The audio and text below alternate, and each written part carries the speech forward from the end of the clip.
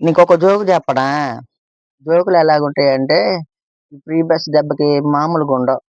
చెప్పనా మరి? మావోడే మా ఫ్రెండ్ అనమాట. పాపం ఫ్రీ బస్ దెబ్బకి సర్వీస్ ఉండట్లేదని ఓ రేయింబవళ్ళు తోలుతనే ఉన్నాడు. తోలుతనే ఉన్నాడు.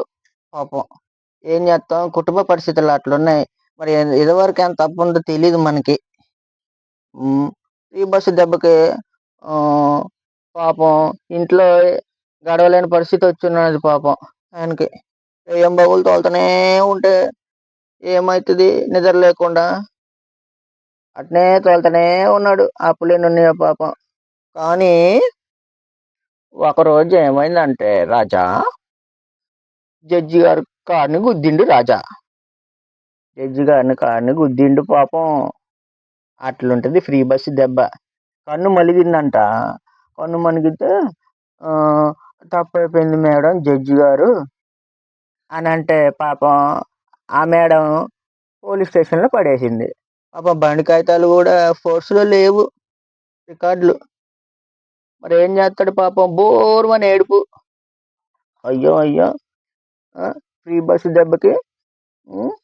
నా బతుకిలా అయిందయ్యా! కంటి మీద కురుకు లేకోకుండా, నా ఆర్థిక పరిస్థితి బాగోలేకుండా తోలానయ్యా! నా పరిస్థితి ఇదయ్యా! ఈ ఆటో తీసుకెళ్ళిపోతే నేనెలా బతికేది? అని వాపోయాడాడు పాపం. ఇంక వాళ్ళ కాళ్ళ వేళ్ళ పట్టుకొని పోలీస్ స్టేషన్ నుంచి బయటికి ఇడిపించుకొచ్చినాము. హ్మ్. అట్లుంటది దెబ్బ. హ్మ్. ఇందులో నీతేంటంటే, ఎన్ని ఇబ్బందులున్నా, ఎన్ని భారాలున్నా కంటి నిండా నిద్రపోయి కంటి నిండా నిద్రపోయి ఆటో తోలుకోవాలి. లేకపోతే ఏమవుతది? ఇలా అవుతది పరిస్థితి. ఈ యాక్సిడెంట్‌లవుతాయి. ఇంకొక జోక్ చెప్పనా నీకు? మావోడే ప్రాణ స్నేహితుడనమాట. పాపం 10 రోజులు ఫ్రీ బస్ వచ్చిన తర్వాత ఒక 2 వారాలు చూసినాడ. చూసి ఇంక మన వల్ల కాదులే అని ఏం చేసినాడనంటే పొయ్యి హ్మ్. "అరే బాబు! ఇంగ ఎట్టాగో అప్పుల పాలైపోతున్నాం. ఉన్న అప్పులు కట్టలేకపోతున్నాం. ఉల్లిపాయల యాపారం పెట్టుకుందాం" అనుకున్నాడు. ఉల్లిపాయల యాపారం పెట్టుకుందాం అనుకుంటే ఏమైంది చెప్పనా? హ్మ్. ఒక 14,000 పెట్టుబడి పెట్టినాడు దానికే. పెట్టుబడి పెట్టి ఆహ్, అలాగా ఊర్లు ఊర్లో తిరిగి అమ్మేవోడు. లేపోతే ఒక దగ్గర పెట్టుకునేవోడు. ఒక దగ్గర పెట్టుకుంటే డైలీ పెట్టుకునే వాళ్ళు ఊరుకుంటారా? కాంపిటీషన్ ఎక్కువ గదా! ఉల్లిపాయలకు గూడా ఈ రోజుల్లో. ఒక దగ్గర పెట్టించుకునేవాళ్ళు కాదు పాపం. అలా ఉల్లిపాయలు అమ్ముతానే ఉండేవాడు. అమ్ముతూనే ఉండేవాడు. కుటుంబ బాధ్యతలు మోయాలి. అప్పుల బాధ్యతలు మోయాలి. మొన్ననే పాపం పెళ్లి చేసినాడంట. మొన్ననే పాపం ఇల్లు కట్టుకున్నాడంట. 10,00,000 పైన అప్పుందంట. మరేం జేత్తాడు? రాని యాపారం. మాటలు చెప్పటం రాదు. లాసొచ్చింది అందులో. 8,000, 7,000 లాసొచ్చింది.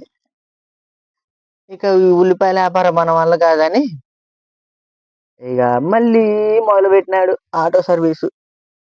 ఒక 10 రోజులు తోలినాడు అటు ఇటుగా. మళ్ళొక 4,000, 5,000 పోగు చేసుకున్నాడు. పోగు చేసుకొని మళ్ళీ ఉల్లిపాయల యాపారం దగ్గరికి పోయినాడు. 4,000, 5,000 పెట్టి ఉల్లిపాయలు కొన్నాడు. ఉల్లిపాయలు కొన్న తర్వాత మళ్ళీ లాసొచ్చింది. అంటే లాసొచ్చింది మరి ఏం జేస్తాడు? ఆయనకి అమ్మటం రాదు. మాటలు చెప్పడం రాదు. హ్మ్. లాసొచ్చింది. ఈ 2 నెలల్లో ఆయనకు 20,000, 30,000 అప్పు చేసినాడు. అట్లుంటది ఈ ఫ్రీ బస్ దెబ్బ.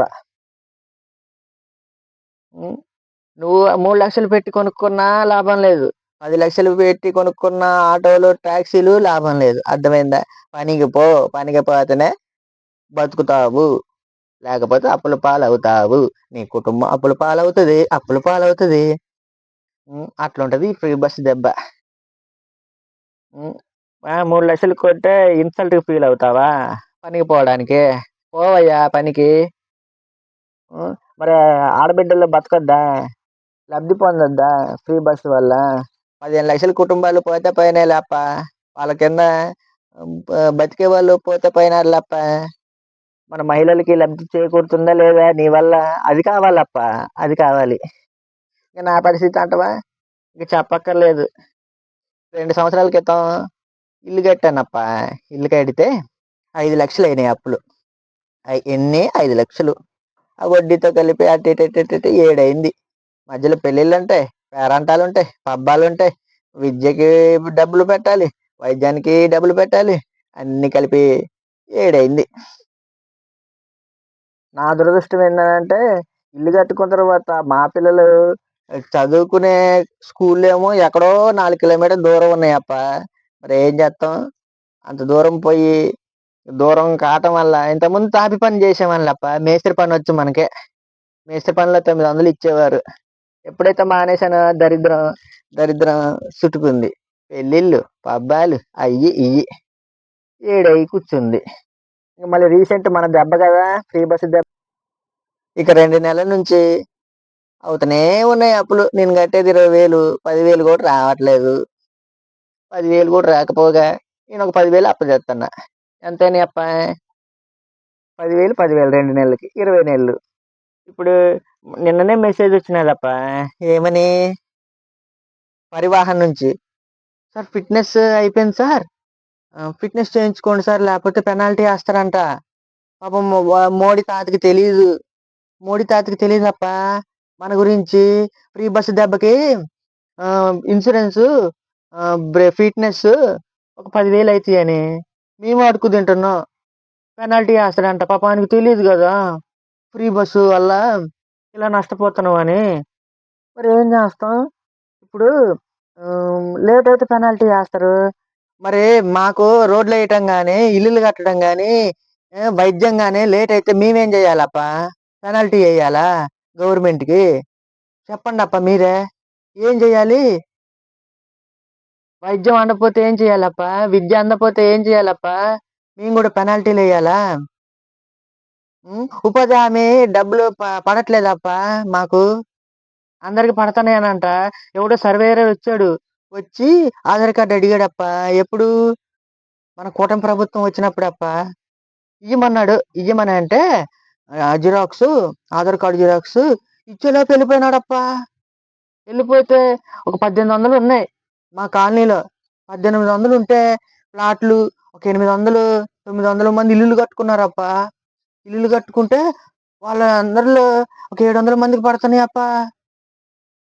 పోనీ అవి కూడా రావట్లేదు డబ్బులు. అవి మానేసినారు. మరి ఏం చేద్దాం అప్ప? ఇంకొక 2-3 సంవత్సరాల్లో నాకు కూడా ఇంకొక 6-7 అయ్యేటట్టున్నాయిలే. అంటే వడ్డీలతో కలిపి చెప్తున్నాను. అవి ఒక 7 ఉంది పాతయి. ఇవి ఒక 3-4 అవుతాయి. మొత్తం 10 అవుతుంది. ఓ నెల్లు అమ్ముకుంటే సరిపోతుంది. మళ్ళీ మొదటికి వచ్చినామా? ఏదైనా అక్కడైనా ఉందేగా. పాము కాటుకి పాములు పట్టేవాడు పాము కాటు దెబ్బ అని, ఇల్లు కట్టుకున్నవాడు ఇల్లు ఇల్లు దెబ్బకే ఇల్లు అమ్ముకోవాల్సి వస్తుంది.